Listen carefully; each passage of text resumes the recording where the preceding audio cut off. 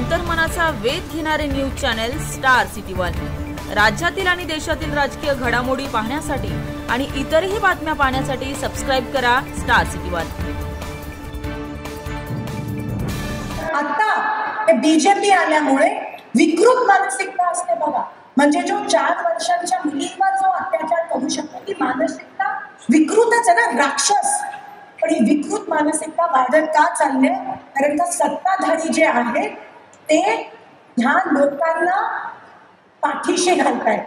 बघा तुम्ही एक FIR लॉन्च व्हायला 4 दिवस लावले, त्या आपले कुस्तीपटू जे आहेत अजून त्यांना न्याय मिळत नाहीये, कारण का हे महिलांकडे महिला म्हणून नाही वस्तू म्हणून बघतात। आपल्याकडे वस्तू म्हणून बघितलं जात आहे। जेव्हापासून हे दुष्ट सरकार भारतात आलंय तेव्हापासून महिलांवर अत्याचार वाढत चालले, आणि जेव्हा वरच्यांचीच मानसिकता अशी असते तेव्हा खाली पण लोकांना वाटतं की आम्ही महिलांना काही पण बोलू शकतो, काही पण करू शकतो, आपल्याला पोलीस हात लावणार नाही, असं प्रत्येक या हैवानाला वाटतं, शैतानाला वाटतं। आणि हे जर थांबवायचं असेल तर परिवर्तन वरपासून खालपर्यंत झालं पाहिजे।